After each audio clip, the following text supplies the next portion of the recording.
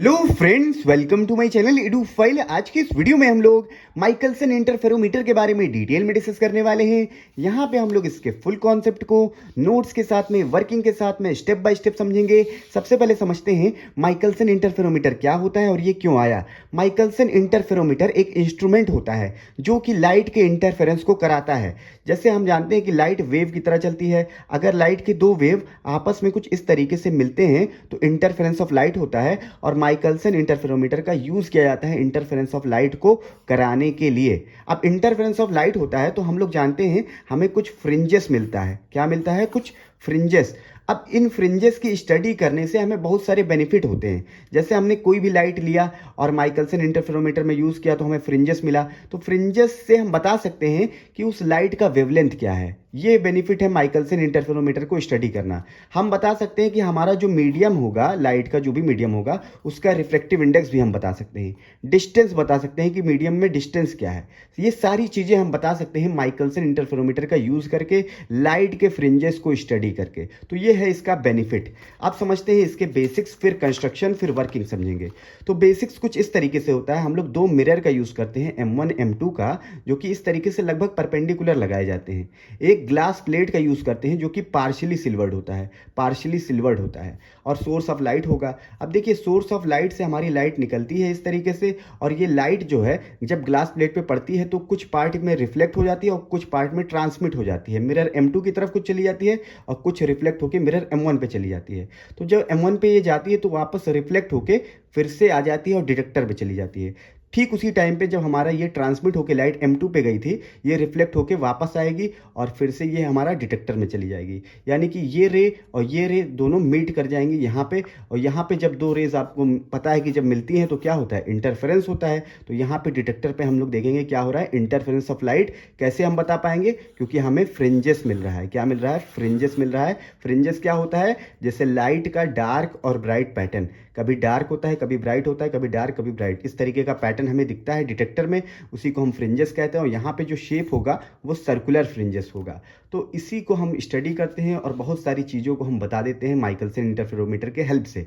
अब हम लोग इसके प्रिंसिपल, कंस्ट्रक्शन, वर्किंग को समझते हैं। ये तो हमारा बेसिक था कि इस तरीके से सेटअप किया था माइकलसन ने। चलिए अब इसके प्रिंसिपल कंस्ट्रक्शन को समझते हैं। तो प्रिंसिपल इसका बहुत ही बेसिक है। सबसे पहले आप यहाँ पे देखिए, माइकलसन इंटरफेरोमीटर एक बीम ऑफ लाइट को यूज करता है एक्सटेंडेड सोर्स से, जो कि डिवाइड हो जाता है दो पार्ट में इक्वल इंटेंसिटी की। यहाँ पे देखिए, दो पार्ट में डिवाइड हो जाता है, एक इस तरफ एक इस तरफ, दो पार्ट में डिवाइड हो जाता है इक्वल इंटेंसिटी के। एक पार्शियल रिफ्लेक्शन हो जाता है, एक पार्शियल रिफ्रैक्शन हो जाता है। These beam travels in two mutually perpendicular direction, ये म्यूचुअली परपेंडिकुलर डायरेक्शन में ट्रेवल करती हैं और कम टुगेदर वापस आ जाती हैं। वापस आ जाती हैं after reflection from plane mirror M1 M2 mirror से रिफ्लेक्ट होकर वापस आ जाती हैं।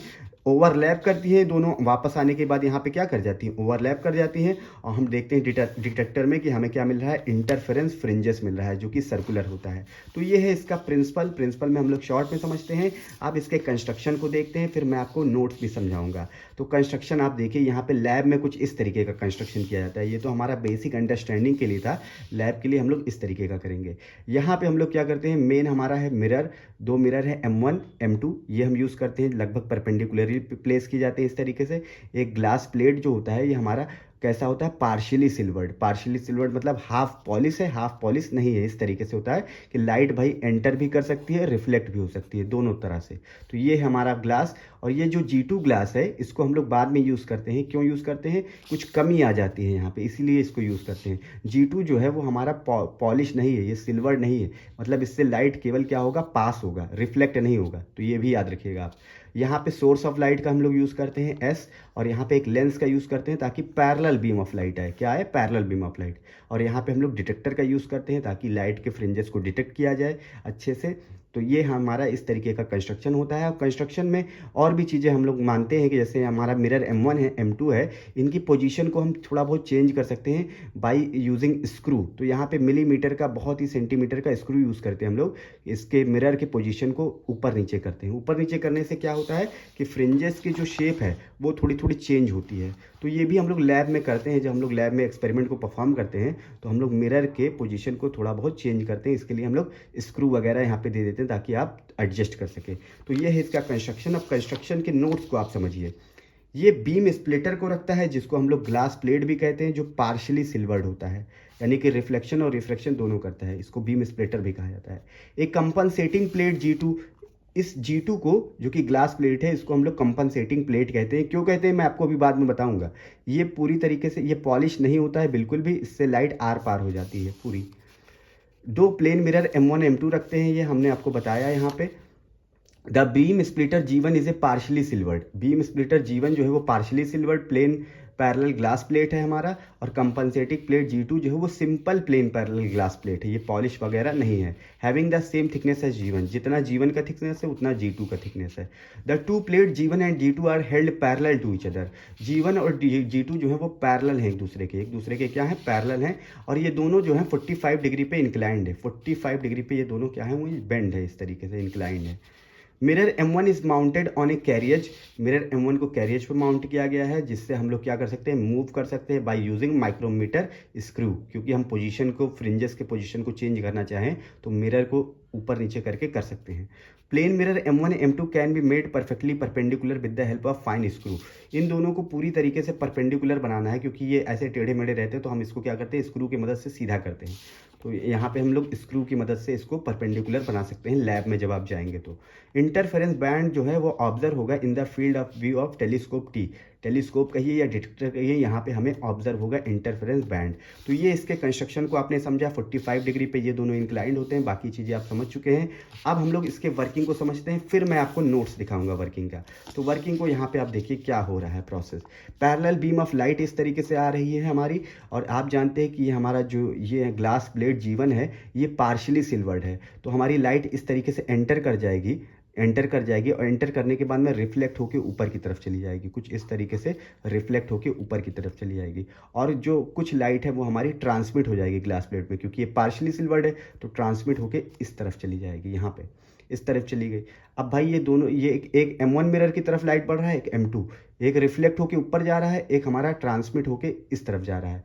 तो M1 की तरफ जा रही लाइट तो वापस भी आएगी, तो मिरर से टकराने के बाद, रिफ्लेक्शन के बाद सेम पाथ से वापस आ जाएगा। और यहाँ पे भी M2 की तरफ लाइट जा रही है, तो ये भी वापस आ जाएगा, सेम पाथ से वापस आ जाएगा M2 से रिफ्लेक्ट होने के बाद में। तो ये वापस आ गए। अब दोनों रेस क्या होंगे, यहाँ पे वापस आएंगे A पॉइंट पे, और फिर यहाँ पे M पे क्या करेंगे, आपस में क्या करेंगे, सुपर इम्पोज करेंगे या मेट करेंगे आप कह सकते हैं। तो हमें क्या मिलेगा, इंटरफेरेंस ऑफ लाइट मिलेगा। क्या मिलेगा, इंटरफेरेंस ऑफ लाइट। तो ये कुछ इस तरीके से इसका बेसिक वर्किंग होता है। अब यहाँ पे मैं आपको बताना चाहूँगा कि इस ग्लास प्लेट G2 का क्या यूज़ है, इसको क्यों यूज़ किया गया है। हमने तो बेसिक में आपको ये बताया ही नहीं कि G2 का यूज़ यहाँ पे हमने किया। तो अब आप देखिए कि भाई G2 का यूज़ क्यों किया गया है। सबसे पहले ये समझिए, why be use the glass plate G2। तो इसको इसलिए यूज़ किया गया है। सबसे पहले आप देखिए फिगर को, यहाँ पे देखिए लाइट आई, तो ये लाइट जो है एक बार पार करी हमारे ग्लास प्लेट को, फिर उसके बाद में ये रिफ्लेक्ट होके ऊपर गई, यानी कि 2 बार हो गया। देखिए पहली बार ग्लास प्लेट में एंटर करा, फिर रिफ्लेक्ट होके ऊपर गई, यानी 2 बार ग्लास प्लेट से गुजर गई है, फिर रिफ्लेक्ट होके वापस आई 3 बार। तो 3 बार यहाँ से M1 की तरफ जब लाइट जा रही है, तो 3 बार लाइट गुजर रही है ग्लास प्लेट से। और इधर की तरफ आप देखिए, इधर की तरफ तो रिफ्लेक्ट होके एक बार सिर्फ यहाँ पे गई है, एक बार गई है, फिर रिफ्लेक्ट होके ये बाहर से ही इस तरीके से डिटेक्टर में आ जाएगी। यानी ये रे अगर हम 1 मान लें, ये रे 2 मान लें, तो रे 2 जो है वो केवल एक ही बार गुजर रही है ग्लास प्लेट G1 से। क्लियर। और यहाँ पे सॉरी, रे 2 जो है वो एक ही बार गुजर रही है, और रे 1 को अगर आप देखें तो ये पहली बार, ये ऊपर गया दूसरी बार, और फिर वापस आया तो तीसरी बार। रे जो है हमारे जो रे 1 है वो 3 बार गुजर रही है। एक यहाँ आप देख सकते हैं, एक ऊपर की तरफ देख सकते हैं, एक इस तरफ देख सकते हैं, 3 बार गुजर रही है। तो ये चीज़ आपको समझ में आना चाहिए। और रे 2 जो है हमारी, वो केवल एक बार गुजर रही है। रे 1 ये देखिए, रे 2 है, ये केवल एक ही बार गुजर रही है, और वापस रिफ्लेक्ट होकर यहाँ पे आ रही। तो ये चीज़ के वजह से हम लोग यूज़ करते हैं ग्लास प्लेट G2। हम चाहते हैं कि भाई ये जो दूसरी रे है हमारी, ये AB वाली, ये भी जो है 3 बार गुजरे ग्लास प्लेट से, तो इसीलिए G2 का यूज़ करते हैं। अब देखिए यहाँ पे क्या होगा, यूज़ करने से क्या बेनिफिट है। अब देखिए ये एक बार गया, दूसरी बार गया, फिर तीसरी बार, ये वाली रे 3 बार हो चुकी है, अब ये वाली भी 3 बार जाएगी। देखिए ये हमारी एक बार आ चुकी है यहाँ से, फिर एक बार इस ग्लास प्लेट से गई, यानी 2 हो गया, फिर रिफ्लेक्ट होके गई, यानी 3 हो गया। तो 3 इसका भी हो गया, 3 इसका भी हो गया, यानी पाथ डिफरेंस जो है अब मैच हो गया है। पाथ डिफरेंस मैच होने से क्या होता है, इंटरफेरेंस फ्रिंजेस जो होते हैं बढ़िया मिलते हैं, अच्छा इंटरफेरेंस फ्रिंजेस मिलता है। इसीलिए हम लोग कंपनसेटिंग ग्लास प्लेट G2 का यूज़ करते हैं, सेम थिकनेस का यूज़ करते हैं। तो तो ये आपको आई होप आपको समझ में आया होगा क्यों G2 का यूज़ करते हैं और किस तरीके का पैटर्न हमें मिलता है। तो पैटर्न तो हमें सर्कुलर ही मिलता है, अभी उसको भी समझेंगे क्यों मिलता है। अब आप यहाँ पे समझिए नोट्स को। Monochromatic light from N extended source S is rendered parallelly हम ला रहे हैं bye means of a lens L का यूज़ करके, और इंसिडेंट कराएंगे बीम स्प्लिटर G1 पे। G1 जो है हमारा पार्शली सिल्वर्ड होता है, इस पे इंसिडेंट कराएंगे तो क्या हो रहा है भाई, पार्शली रिफ्लेक्टेड हो रहा है back to the surface of G along AC की तरफ हमारा रिफ्लेक्ट हो रहा है। ये A है और ये C है, इस तरीके से रिफ्लेक्ट हो रहा है और पार्शली ट्रांसमिट हो रहा है अलोंग AB की तरफ, यानी मिरर M2 की तरफ हो रहा है। फिर the beam AC travels normally toward the, अब ये बीम जो AC है वो नॉर्मली जा रहा है toward the plane mirror M1, normally इस तरीके से गया है 90 डिग्री पे, और रिफ्लेक्ट बैक हो जाएगा along the same path, reflect back हो जाएगा अलोंग द सेम पाथ, और ये आ जाएगा तो AT के अलोंग आ जाएगा, A और T यहाँ पे है इस तरीके से। सेम यहाँ पे ट्रांसमिटेड बीम जो है वो ट्रेवल करेगा M2 के अलोंग और उसके बाद में रिफ्लेक्ट हो जाएगा सेम पाथ के along. It is reflected as the back surface of G1 and proceeds along AT, यहाँ पे हम समझ चुके हैं। Two beam received along AT, जो दोनों बीम है AT पे रिसीव होंगी और वहाँ पे क्या होगा, सिंगल सोर्स से दोनों बीम आ रही है, दोनों बीम सिंगल सोर्स से आ रही हैं, तो भाई यहाँ पे क्या हो गया, डिवीज़न हुआ है ना दोनों बीम का। और ये कैसा डिवीज़न है, डिवीज़न ऑफ एम्पलीट्यूड। तो ये दोनों सोर्स जो होंगे वो क्या होंगे, कोहेरेंट। और आप जानते हैं इंटरफेरेंस के लिए दो कोहेरेंट सोर्स की ज़रूरत हमें होती है, तो इस तरीके से कोहेरेंट सोर्स की वजह से हमें इंटरफेरेंस मिलेगा। The superposition of these beam lead to interference and produce interference fringes, इनके सुपर इम्पोज से क्या होगा, इंटरफेरेंस फ्रिंजेस मिलेगा। और मैंने आपको बता ही दिया है कि G2 का यूज़ क्यों करते हैं। अभी इसके नोट्स को और ज़्यादा समझते हैं। यहाँ पे देखिए, from the figure it is clearly seen that A light रे starting from the source S and undergoing reflection at the mirror M1 passes through the glass plate G1 3 times. अगर हम देखें सोर्स S से mirror M1 की तरफ light जब आ जा रही है तो 3 बार गुजर रही है। कैसे, देखिए, एक इस तरफ गुजरी, फिर ऊपर की तरफ गई, फिर नीचे की तरफ आई, तो यानी M1 की तरफ जब लाइट हमारी ट्रेवल करके आ जा रही है तो 3 बार गुजर रही है। लेकिन अगर हम G2 को गायब कर दें, अगर हम मान लेते हैं कि G2 नहीं है, तो उस केस में M2 की तरफ जब लाइट जा रही है तो वो एक ही बार G1 से गुजर रही है। देखिए ये लाइट ऐसे आई, गुजर के चली गई, फिर उसके बाद में वापस आई और वापस यहीं A पॉइंट से नीचे डिटेक्टर की तरफ चली गई, तो एक ही बार जा रही है।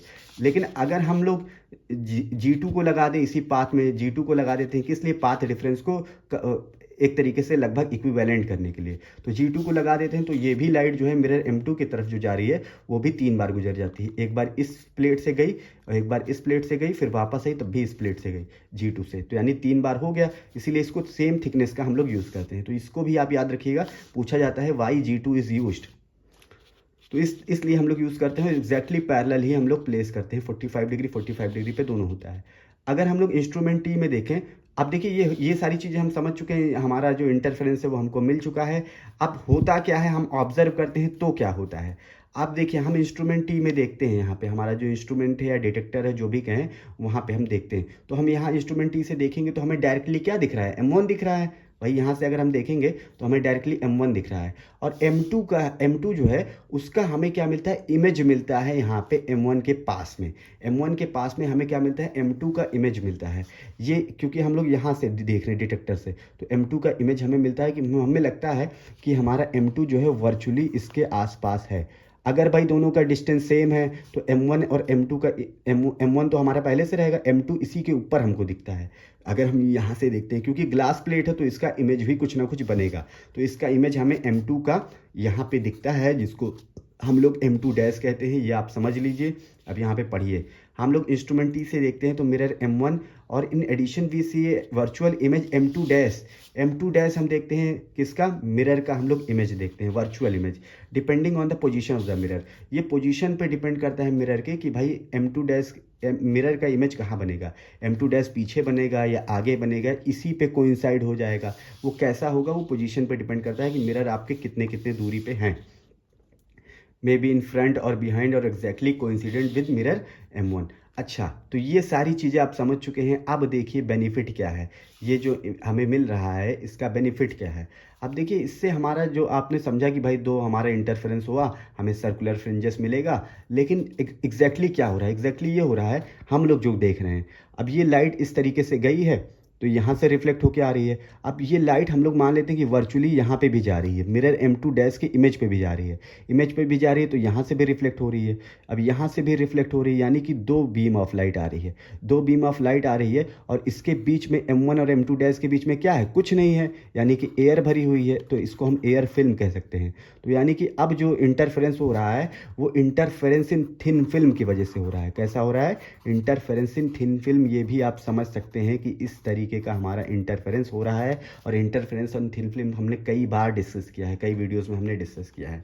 तो एक्चुअली माइकलसन का इंटरफेरोमीटर में जो हम डिटेक्टर में देखते हैं वो हमें कुछ अलग दिखता है। हमने तो डायरेक्टली समझ लिया कि भाई इस तरीके से लाइट आ रही है, इस तरीके से लाइट आ रही है, इंटरफेरेंस हो रहा है, तो हमें फ्रिंजेस मिल रहा है। लेकिन एग्जैक्टली क्या होता है कि M2 का इमेज हमें यहाँ पे मिलता है, और M1 और M2 के बीच में अगर कुछ गैप है तो वो एक थिन फिल्म का काम करता है। और ये जो इंटरफेरेंस होता है, interference due to thin film, ये आप लोग जानते हैं। अब थिन फिल्म का इंटरफेरेंस भी मैं आपको दिखाऊंगा, आप परेशान मत होइए। यहाँ पे देखिए, ये हमारा M1 है और M2 डैश हमने यहाँ पे बना दिया है, इसके ऊपर बनाइए नीचे बनाइए कोई दिक्कत नहीं है।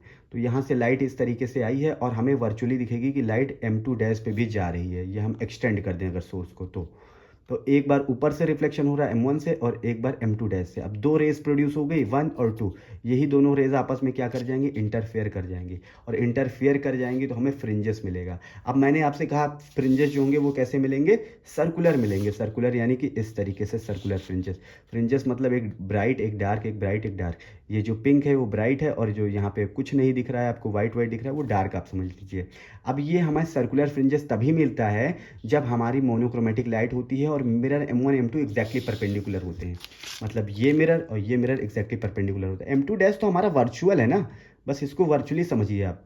M1 और M2 अगर परपेंडिकुलर है एक दूसरे का, अगर परपेंडिकुलर नहीं है तो सर्कुलर नहीं मिलेगा। क्यों नहीं मिलेगा वो भी मैं आपको बताऊंगा। परपेंडिकुलर है तो सर्कुलर मिलेगा, ये आप समझ लीजिए।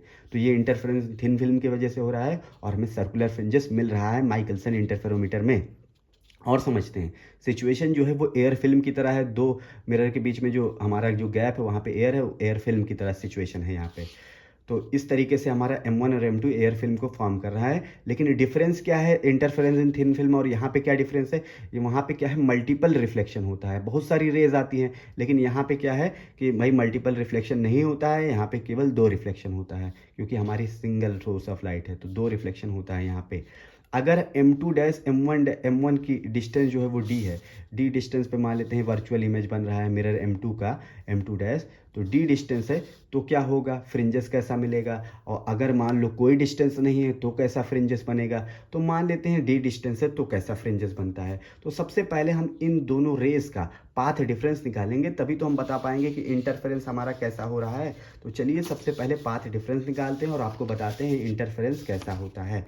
तो total path difference between the two beam is given by, अगर हम D डिस्टेंस मान लें तो हमारा क्या हो जाएगा पाथ डिफरेंस, तो पाथ डिफरेंस हो जाएगा दो रेस के बीच का 2D cos थीटा। ये हम लोग कई बार ड्राइव कर चुके हैं, थिन फिल्म में भी ड्राइव कर चुके हैं, तो इसमें आपको कोई प्रॉब्लम नहीं होना चाहिए। अगर D इसका थिकनेस है, मान लेते हैं थिकनेस कह लीजिए, डिस्टेंस कह लीजिए दोनों के बीच का, तो 2D cos थीटा हो जाएगा। अब थीटा क्या चीज़ है भाई, तो थीटा हमारा क्या है, एंगल ऑब्जर्वेशन का, किस एंगल से आप ऑब्जर्व कर रहे हैं, ये चीज़ है यहाँ पे। तो जिस एंगल से आप ऑब्जर्व कर रहे हैं वो हमारा थीटा है। तो ये हमने पाथ डिफरेंस भी निकाल लिया दो रेस का। अब पाथ डिफरेंस हमारा सेटिस्फाई करता है कंस्ट्रक्टिव इंटरफेरेंस होगा या डिस्ट्रक्टिव इंटरफेरेंस होगा। तो कंस्ट्रक्टिव इंटरफेरेंस के लिए हमारा path difference 2D cos theta जो है वो 2m+1 λ/2 के बराबर होना चाहिए। और वहाँ पे m जो है 0 1 2 3 होना चाहिए। डिस्ट्रक्टिव के लिए 2D cos थीटा = m λ होना चाहिए। कंस्ट्रक्टिव में ब्राइट फ्रिंजेस मिलता है और डिस्ट्रक्टिव में डार्क फ्रिंजेस मिलता है। अब यहाँ पे आप देखेंगे यंग डबल स्लिट एक्सपेरिमेंट में, तो कंस्ट्रक्टिव का ये केस होता है और डिस्ट्रक्टिव का ये केस होता है। यहाँ पे चेंज हो चुका है केस, कंस्ट्रक्टिव का ये है, डिस्ट्रक्टिव का ये है। ऐसा इसलिए होता है क्योंकि बीच में है थिन फिल्म, और थिन फिल्म में क्या होता है कि हमारा ऊपर की तरफ रिफ्लेक्शन हो गया, ठीक है। अब यहाँ पे एयर से लाइट आ रही है और ये जो M2 है मिरर है, मिरर का रिफ्लेक्टिव इंडेक्स ज़्यादा होता है, एयर का कम होता है। तो जब कम रिफ्लेक्टिव इंडेक्स से लाइट आती है और मिरर पे टकराती है तो उसका हो जाता है फेज शिफ्ट। ये हमने कई वीडियोज़ में आपको बताया हुआ है, एक बार फिर से बताएंगे, नोट्स भी देख लीजिए। जब लाइट कम रिफ्लेक्टिव इंडेक्स वाली मीडियम से आती है, ये नीचे वाली लाइट कम रिफ्लेक्टिव इंडेक्स वाली मीडियम से लाइट आ रही है और ज़्यादा रिफ्लेक्टिव इंडेक्स वाले से रिफ्लेक्ट हो रही है, तो फेज शिफ्ट हो जाता है। ये लाइट ऐसे आ रही होगी 1, तो इसका फेज शिफ्ट हो गया ऐसे, यानी 180 डिग्री का फेज शिफ्ट हो गया। 180 डिग्री का फेज शिफ्ट हो गया मतलब कि 0 से पाई 180 होता है, तो यानी कि λ/2 का डिफरेंस आ गया। अब λ/2 का डिफरेंस जब आप लगाएंगे इसमें तो क्या हो जाएगा भाई, कंडीशन चेंज नहीं हो जाएगा, कंस्ट्रक्टिव का ये हो जाएगा, डिस्ट्रक्टिव का ये हो जाएगा। तो ये कंडीशन हमने एग्जैक्टली आपको बता दी है कंस्ट्रक्टिव की और डिस्ट्रक्टिव की माइकलसन इंटरफेरोमीटर की। अभी हम और चीज़ें समझने वाले हैं, हमारा टाइम अभी बहुत है, तो इसको समझते हैं। कंस्ट्रक्टिव इंटरफेरेंस में फ्रिंजेस को समझेंगे। फ्रिंजेस के बारे में हमें स्टडी किया जाता है, पूछा जाता है कई सारी चीज़ें, तो फ्रिंजेस को देखते हैं। अब हम लोग मान लेते हैं कि हमारा जो यहाँ पे आपको हमने बताया, क्या बताया कि भाई M2 का इमेज अगर हम डिटेक्टर से देखते हैं तो M2 का कहीं पे इमेज बनता है। मान लेते हैं M2 M1 के ऊपर ही बन रहा है, कोइंसाइड कर जा रहा है, कोई भी डिस्टेंस नहीं है। M1 M2 डैश के बीच में कोई डिस्टेंस नहीं है, M1 M2 डैश के बीच में कोई डिस्टेंस नहीं है, ज़ीरो डिस्टेंस है, कोई डिस्टेंस नहीं। तब कैसा फ्रिंजेस बनेगा, कैसा हमें पैटर्न मिलेगा, ये हम जानना चाहते हैं। तो आप देखिए यहाँ पे, तो आपको डार्क फ्रिंजेस मिलेगा। क्या मिलेगा, डार्क फ्रिंजेस। अब क्यों मिलेगा भाई डार्क फ्रिंजेस, तो इसको मैं आपको यहाँ पे बता देता हूँ। डार्क फ्रिंजेस मिलने का रीज़न ये है कि ये हमारा यहाँ से आएगा रिफ्लेक्ट हो जाएगा, ये हमारे यहाँ से आएगा रिफ्लेक्ट हो जाएगा। अब नीचे वाली जो लाइट है उसमें क्या है, पाथ डिफरेंस है कितने का, λ/2 का पाथ डिफरेंस है, और ऊपर वाले में भी कुछ ना कुछ होगा। तो अगर दोनों कोइंसाइड कर जाएंगे तो हमारा कोई क्या होगा, सिर्फ और सिर्फ λ/2 का पाथ डिफरेंस होगा, यानी अब कोई पाथ डिफरेंस नहीं है। अगर दोनों कोइंसाइड हो गए तो इन दोनों के बीच का डिस्टेंस 0 हो गया तो केवल λ/2 का पाथ डिफरेंस है। और λ/2 का जब पाथ डिफरेंस होता है तो आपको पता है क्या होता है, डिस्ट्रक्टिव इंटरफेरेंस। और डिस्ट्रक्टिव इंटरफेरेंस में हमें क्या मिलता है, हमें मिलता है डार्क। क्या मिलता है, डार्क। डिस्ट्रक्टिव में डार्क मिलता है, आप लोग जानते ही हैं ऑलरेडी, वेरी वेरी इजी। तो ये है हमारा पैटर्न जब d = 0 होगा, यानी दोनों मिरर, ये हमारा M2 डैश जो है वो कोइंसाइड कर जाएगा, उसका इमेज जब कोइंसाइड कर जाएगा तो हमें सेंटर पे डार्क मिलेगा। और इस तरीके का हमें मिलेगा जब रेगुलर हमारा M1 और M2 परपेंडिकुलर होगा, इस तरीके का फ्रिंजेस मिलेगा। अब भाई इसका यूज़ क्या है, तो इसके बहुत ही ज़्यादा यूज़ है। माइकलसन इंटरफेरोमीटर का मेजरमेंट कर सकते हैं वेवलेंथ का, अभी हमने आपको फार्मूला लिखवाया है भाई, तो इस फार्मूले से आप लोग वेवलेंथ को मेज़र भी कर सकते हैं, डिस्टेंस को मेज़र कर सकते हैं, रिफ्रैक्टिव इंडेक्स को बता सकते हैं, काफ़ी सारी चीज़ों को हम बता सकते हैं। माइकलसन इंटरफेरोमीटर, इनके फ्रिंजेस को स्टडी करके हम लोग बहुत सारी चीज़ें बता सकते हैं। तो आई होप ये वीडियो आपको अच्छे से क्लियर होगा। इस वीडियो में इतना रखते हैं। वीडियो देखने के लिए थैंक यू सो मच।